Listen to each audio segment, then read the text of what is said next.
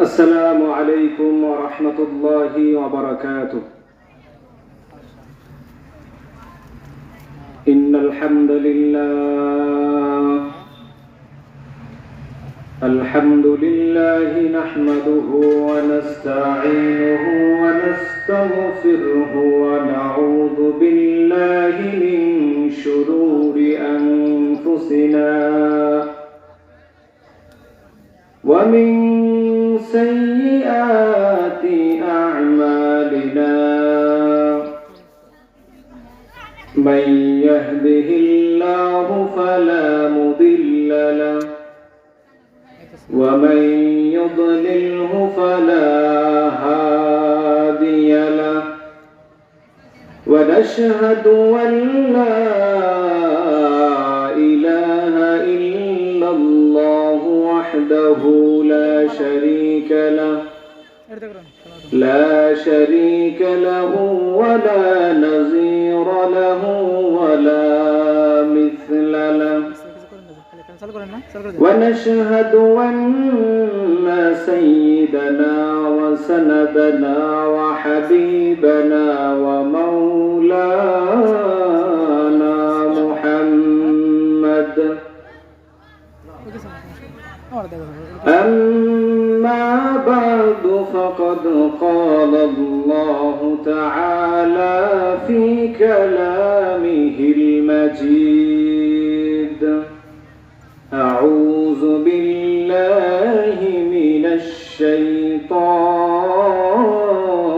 الرجيم بسم الله الرحمن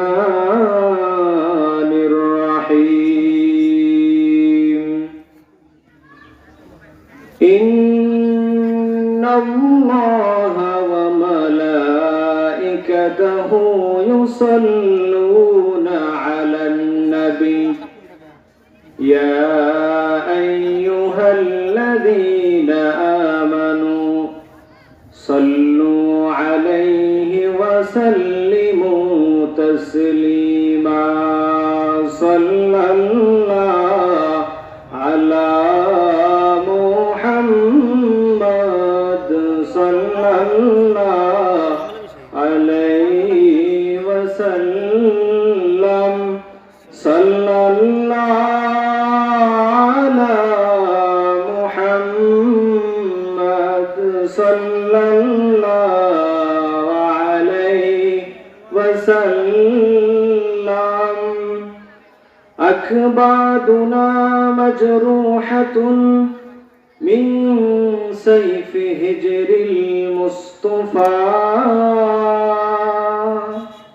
أكبادنا مجروحة من سيف هجر المصطفى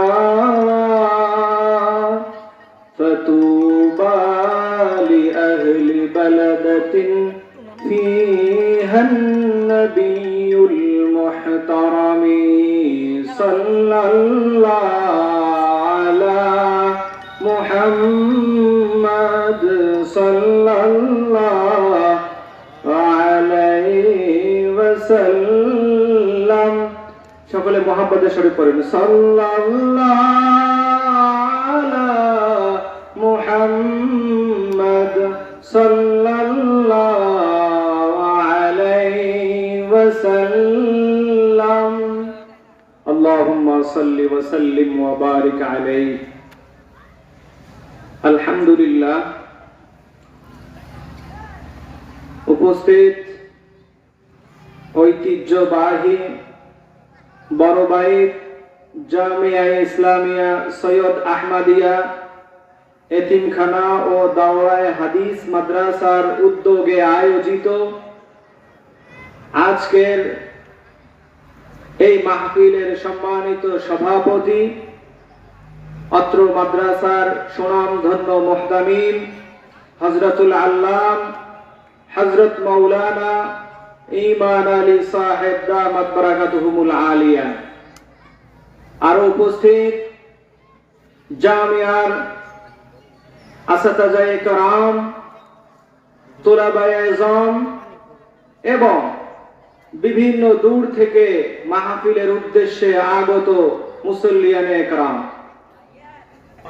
সমস্ত প্রশংসা জ্ঞাপন করছি সেই মহান আল্লাহ সুবহানাহু ওয়া তাআলার দরবারে, যে মহান আল্লাহ তাআলা রব্বুল আলামিন আমাদেরকে দুনিয়ার সমস্ত বিপদ আপদ, সমস্ত ব্যস্ততাকে উপেক্ষা করে আজকে এরকম একটি জান্নাতি পরিবেশে বসার তৌফিক দান করেছেন। সেজন্য কালিমাতুশ শুকরিয়া আদায় করছি। বলেন আলহামদুলিল্লাহ। আরো জোরে বলেন আলহামদুলিল্লাহ। লক্ষ কোটি দরুদ ও সালাম বিশ্ব সভার সভাপতি, সমস্ত রাসূলগণের মাথার মুকুট, আকায়ে মাওলা, তাজদারে মদিনা, হুজুরে পুরনূর সাল্লাল্লাহু আলাইহি ওয়াসাল্লামের উপরে, যাকে আল্লাহ রাব্বুল আলামিন আজ থেকে প্রায় ১,৫০০ বছর পূর্বে বিশ্ববাসীর শান্তির দূত হিসেবে প্রেরণ করেছিলেন, সেই নবীর উপরে সকলে সংক্ষিপ্ত স্বরে দরুদ পালন করি। সকলে বলুন সাল্লাল্লাহু আলাইহি ওয়াসাল্লাম। সম্মানিত সুধী, সর্বোপরি প্রশংসা সেই মহান আল্লাহ রাব্বুল আলামিনের, যে মহান আল্লাহ রাব্বুল আলামিন আমাদেরকে বিনা দরখাস্তে আমাদেরকে শ্রেষ্ঠ নবী, আখিরি জামানার নবী হযরতে মুহাম্মদ মুস্তাফা সাল্লাল্লাহু আলাইহি ওয়াসাল্লামের উম্মত হিসেবে কবুল করেছেন। সেজন্য আমরা আমাদের প্রাণের সমস্তটুকু আওয়াজ উজাড় করে আরো একবার কালিমাতুশ শুকরিয়া আদায় করি। বলেন আলহামদুলিল্লাহ। সম্মানিত উপস্থিতি, রাসূল আরবি হযরতে মুহাম্মদ মুস্তাফা আহমদ মুস্তাফা সাল্লাল্লাহু আলাইহি ওয়াসাল্লামের উম্মত হতে পারে আমরা যে কতটা গর্বিত, কতটা দামি, আমরা নিজেরাই আজকে সেটা জানতে পারি না, নিজেরাই উপলব্ধি করতে পারি না। সেজন্য আমাদের নিজের মধ্যে কোনো স্পৃহা নেই। কথা বলেন ঠিক কিনা? আখিরি জামানার নবীর উম্মত হওয়ার জন্য পূর্বের জামানার নবী রাসূলগণ পর্যন্ত আল্লাহর দরবারে দরখাস্ত করেছিলেন যে আল্লাহ, আমাদেরকে আপনি মুহাম্মদ সাল্লাল্লাহু আলাইহি সাল্লামের উম্মত হিসেবে কবুল করেন। বলেন না সুবহানাল্লাহ। কিন্তু আল্লাহ তাআলা তাদের দরখাস্ত কবুল করে নাই।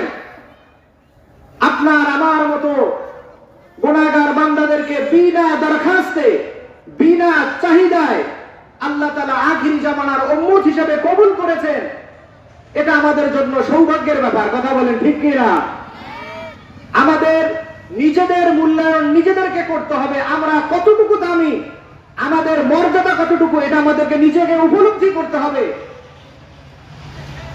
ইমাম হাসান বসরি রাহমাতুল্লাহি আলাইহি তিনি একটা কথা বলেছেন, মান আরাফা নাফসাহু ফাকাদ আরাফা রাব্বাহু। যে ব্যক্তি নিজেকে চিনতে পারলো, যে ব্যক্তি নিজের মর্যাদা সম্পর্কে জানতে পারলো, সে কেমন যেন আল্লাহ তাআলা রব্বুল আলামিনের সন্ধান পেয়ে গেল। বলেন সুবহানাল্লাহ। আমরা নিজেরা উম্মতে মুহাম্মদী বলে আখিরি জামানার নবীর উম্মত হিসেবে আমরা দাবি করি। আমাদের মর্যাদা কতটুকু এটা আমাদেরকে আগে বুঝতে হবে। আল্লাহ রাব্বুল আলামিন উম্মতে মুহাম্মদীর মর্যাদা কতটুকু, গুরুত্ব কতটুকু, এটা বোঝানোর জন্য আল্লাহ রাব্বুল আলামিন পবিত্র কোরআনের মধ্যে বলেছেন, কুনতুম খায়রা উম্মাতিন উখরিজাত লিন-নাস তা'মুরুনা বিল মা'রুফি ওয়া তানহাউনা 'আনিল মুনকার। আল্লাহ রাব্বুল আলামিন পবিত্র কোরআনুল কারীমের মধ্যে উম্মতে মুহাম্মাদীর গুরুত্ব বোঝানোর জন্য যে আল্লাহ রাব্বুল আলামিন বলেছেন, আরে উম্মতে মুহাম্মাদী, তোমরা শুনে নাও, কুনতুম খায়রা উম্মাতিন, তোমরা হলে সর্বশ্রেষ্ঠ উম্মত, উখরিজাত লিন-নাস, তোমাদেরকে বিশ্ববাসী আদম থেকে শুরু করে ঈসা পর্যন্ত যত নবী ওলি এসেছিল, যত নবী রাসূল এসেছিল, এত কোটি কোটি মানুষ এসেছিল, তাদের মধ্য থেকে আমি তোমাদেরকে বাছাই করেছি। বাছাই করে তোমাদের আমি আখিরি জামানার নবী হিসেবে যাকে আমি প্রেরণ করেছি মুহাম্মদ মুস্তাফা তার উম্মত হিসেবে আমি তোমাকে নির্দিষ্ট করে দিলাম, তোমার দায়িত্ব হচ্ছে একটাই, তা'মুরুনা বিল মারুফি ওয়া তানহাউনা আনিল মুনকার। রে উম্মতে মুহাম্মাদি, তোমরা শ্রেষ্ঠ জাতি, অতএব তোমাদের দায়িত্ব হচ্ছে তোমরা মানুষদেরকে সৎ কাজের আদেশ করবে এবং অসৎ কাজ থেকে মানুষদেরকে তোমরা বিরত রাখবে। আল্লাহ রাব্বুল আলামিন এই আয়াতের মধ্যে উম্মতে মুহাম্মাদির গুরুত্ব কতটা তুলে ধরেছেন। বলেছেন কুনতুম খায়রা উম্মাতিন, তোমরা হলে পৃথিবীর মধ্যে শ্রেষ্ঠ জাতি।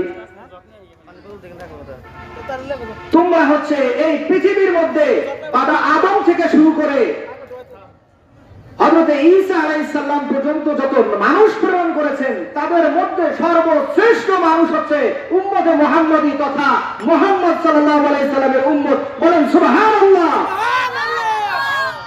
আমরা কতটা দামি আজকে আমরা নিজেও উপলব্ধি করতে পারি না।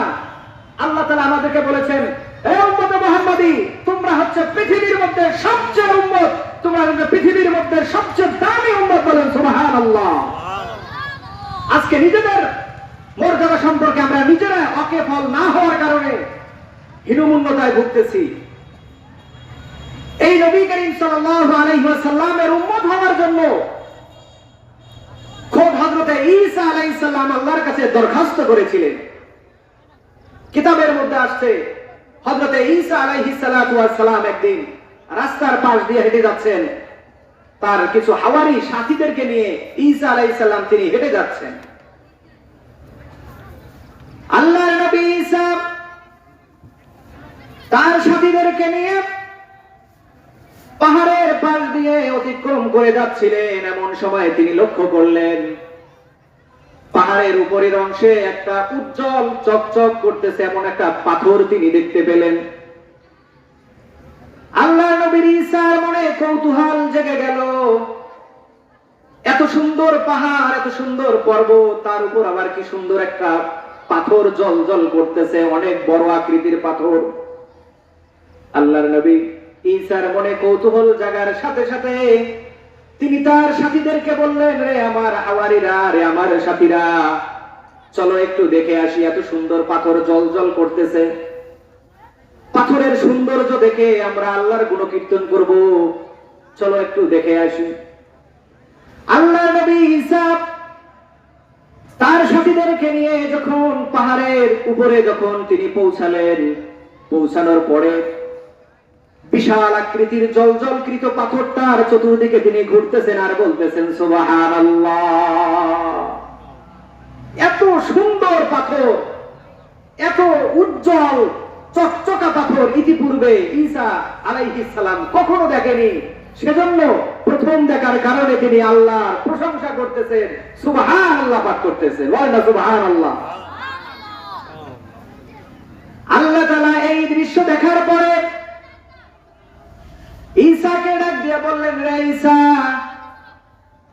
শুধুমাত্র পাথরের উপরের অংশটা দেখেই তুমি এত আশ্চর্য হইতেছো, তুমি কি জানো এই পাথরের ভিতরে কি আছে?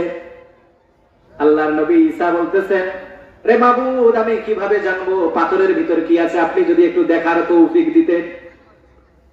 আল্লাহ তাআলা আদেশ করলেন, রে ঈসা, তোমার হাতে যে লাঠিটা আছে এই লাঠি দিয়ে পাথরের মধ্যে বাড়ি মারো। আল্লাহর আদেশ পাওয়ার সাথে সাথে ঈসা আলাইহিস সালাম পাথরের মধ্যে বাড়ি মারলেন। প্রথম বাড়ি মারলেন, কিছু হয়নি। দ্বিতীয় বাড়ি মারলেন, কিছু হয়নি। তৃতীয় বাড়ি মারার সাথে সাথে ওই পাথরটা দ্বিখণ্ডিত হয়ে গেল। বলেন সুবহানাল্লাহ। পাথর দ্বিখণ্ডিত হওয়ার পরে আল্লাহর নবী ঈসার সামনে যে দৃশ্য ভেসে উঠলো, তিনি আরো আশ্চর্য হয়ে গেলেন।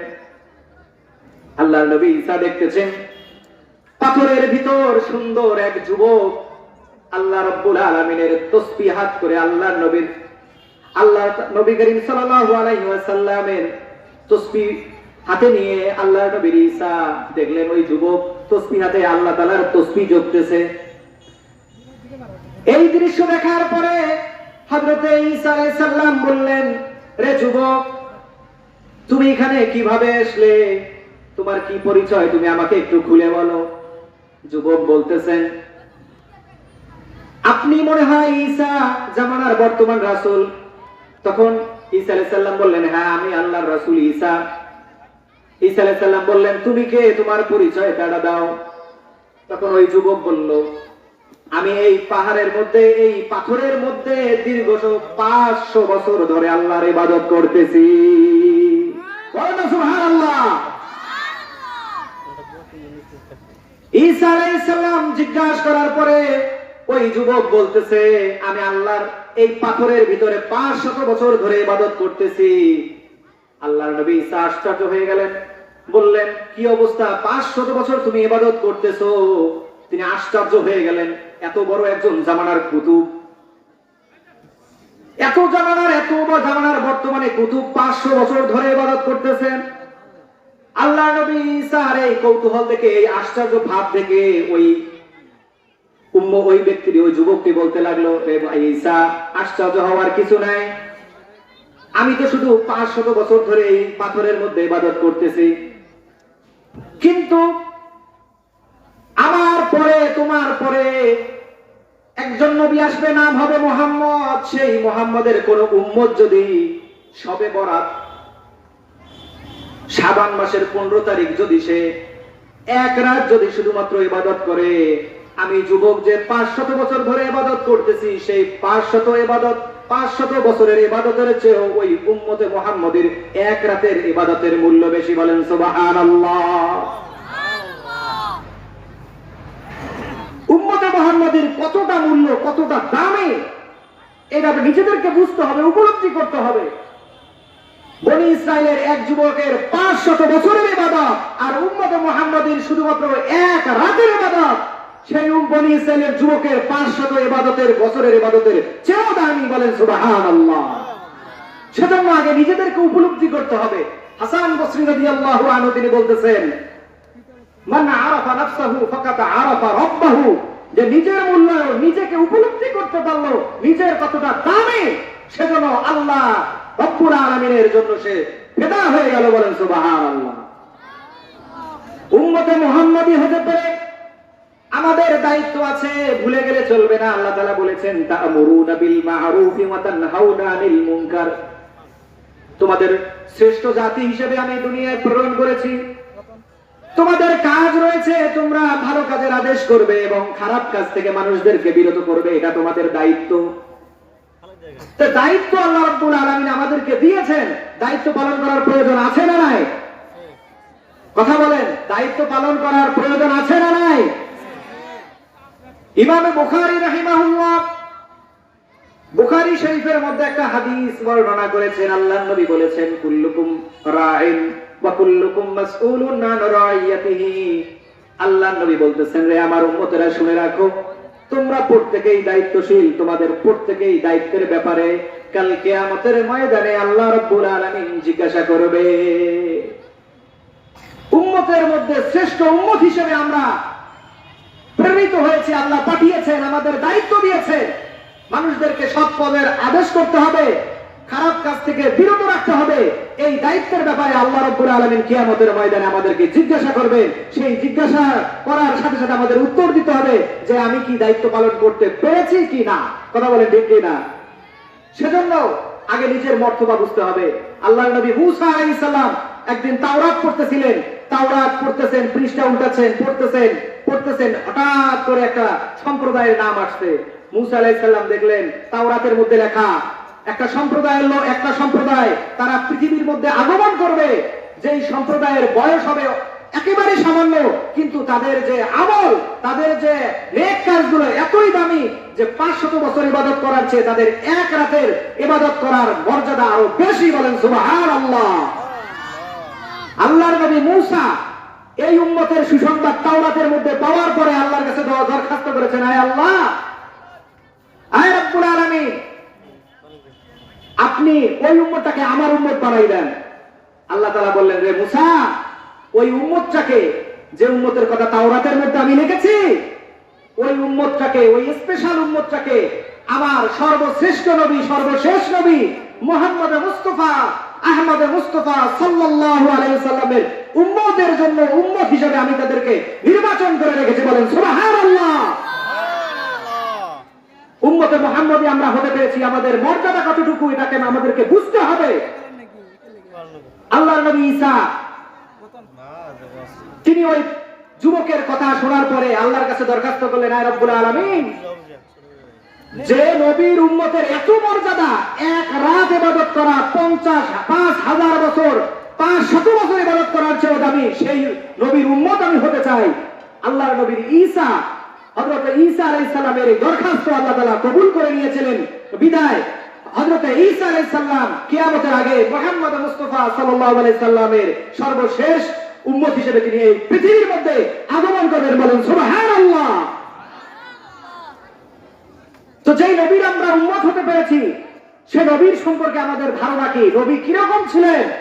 নবী আমাদেরকে কি কি আদেশ করেছেন, কি কি নিষেধ করেছেন, এটা আমাদের জানার দরকার আছে কি নাই? আল্লাহ রাব্বুল আলামিন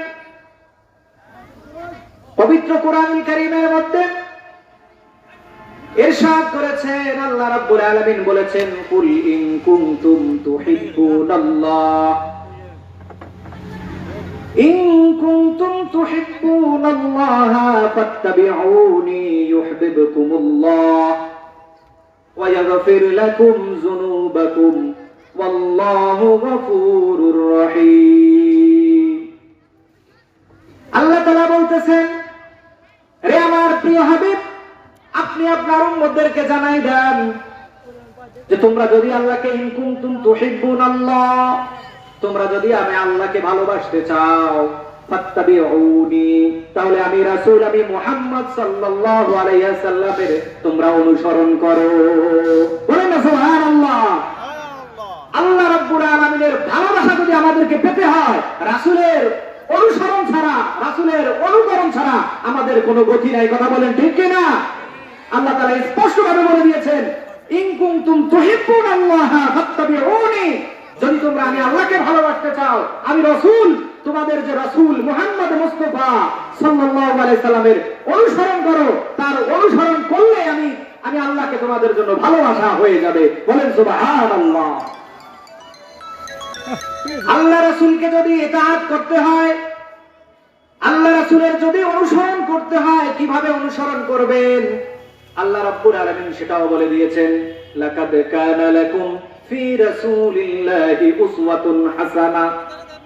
আরে বিশ্ববাসী শুনে রাখো, নিশ্চয়ই তোমাদের মধ্যে যে রাসূল প্রেরণ করেছি মুহাম্মদ মুস্তাফা, এই মুহাম্মদ মুস্তাফার মধ্যে রয়েছে তোমাদের জন্য উত্তম আদর্শ। পিতার দৃষ্টিকোণ থেকে তোমার দৃষ্টিভঙ্গি কেমন হবে? শ্বশুরের দৃষ্টিকোণ থেকে তোমার দৃষ্টিভঙ্গি কেমন হবে? রাষ্ট্রনায়ক হিসেবে তোমার দৃষ্টিভঙ্গি কেমন হবে? একজন পরিবারের কর্তা হিসেবে তোমার দৃষ্টিভঙ্গি কেমন হবে? একজন দোকানদার হিসেবে তোমার দৃষ্টিভঙ্গি কেমন হবে? একজন সন্তানের প্রতি আদর্শ পিতা হতে হলে তোমার দৃষ্টিভঙ্গি কেমন হতে হবে? এই সবগুলোর উত্তম আদর্শ হিসেবে আমি তোমাদের মধ্যে রাসূলকে প্রেরণ করেছি। রাসূলের সুন্নাহগুলোকে তুমি অনুসরণ করো, রাসূলের সুন্নাহগুলোকে তুমি জেনে জেনে অনুসরণ করো, দেখবা তুমি আদর্শ পিতা হিসেবে পৃথিবীর মধ্যে ভূষিত হয়ে যাবা। রাসূলের সুন্নাহগুলো জেনে জেনে তুমি যদি নিজের জীবনের মধ্যে বাস্তবায়ন করতে পারো, দেখবা তুমি পৃথিবীর মধ্যে একজন নামী মানুষ হয়ে যাবা। কথা বলেন ঠিক কিনা? আল্লাহ রাসূলের অনুসরণ, আল্লাহ রাসূলের অনুসরণ অনুকরণ করার মধ্যে পৃথিবীর মধ্যে এবং আখিরাতের মধ্যে যে সফলতা আল্লাহ তাআলা বলেছেন, সেই সফলতা আল্লাহ রাসূলের একমাত্র আদর্শ অনুসরণ করলেই পাওয়া যাবে। কথা বলেন ঠিক কিনা? সেজন্য আমাদেরকে রাসূলের অনুসরণ করতে হবে। আগে রাসূলের সুন্নাহগুলোকে জেনে সেই অনুযায়ী আমাদেরকে আমল করে জীবন করতে হবে। রাসূলের সুন্নাহ অনুসরণ করতে হলে কি করতে হবে?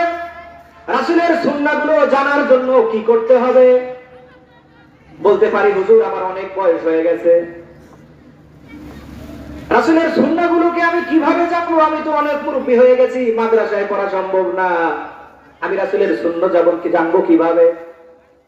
রে বাবাজিরা, আমার কথাটা ভালো করে মনে রাখেন, রাসূলের সুন্নাহ অনুসরণ করার জন্য মাদ্রাসায় পড়ার প্রয়োজন হয় না। রাসূলের সুন্নাহ অনুসরণ জানার জন্য তোমাকে কোনো স্কুল কলেজে পড়তে হবে না। তোমার যারা পূর্ববর্তী আকাবের পূর্ববর্তী যে আল ওলিয়া উলিয়াগণ গেছে তাদের তুমি অনুসরণ করো, তাহলে তাদের অনুসরণ করলেই তুমি রাসূলের আদর্শের অনুসরণ হয়ে যাবে। কথা বলেন সুবহানাল্লাহ। আমাদের পূর্বপুরুষ যারা চলে গেছে, ওলিয়া উলিয়াগণ যারা চলে গেছেন, তাদের আপনি অনুসরণ করেন, দেখবেন আল্লাহর রাসূলের অনুসরণ হয়ে গেছে।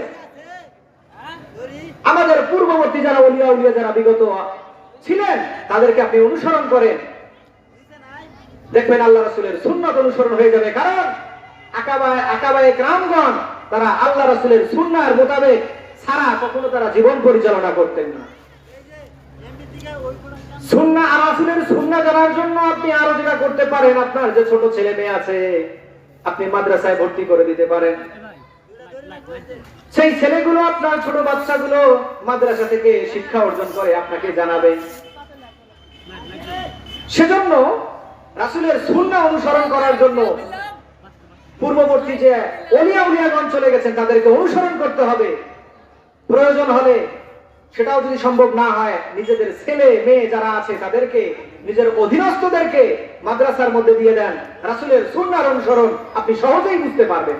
সেই ছেলেই আপনাকে বলবে যে আব্বা বিড়ি খাওয়া যাবে না, যে আব্বা দাড়ি কাটা যাবে না, যে আব্বা যান নামাজ পড়তে হবে, প্যান্ট শার্ট পরা যাবে না, জুব্বা পড়তে হবে। আপনার ছেলেই আপনাকে বলে দিবে। আল্লাহ রাসূলের অনুসরণ করলে, আল্লাহ রাসূলের ইতাআত করলে কি উপকার, কি ফায়দা, এটাও আল্লাহ তাআলা বলে দিয়েছেন। আল্লাহ রাব্বুল আলামিন সেটাও বলে দিয়েছেন।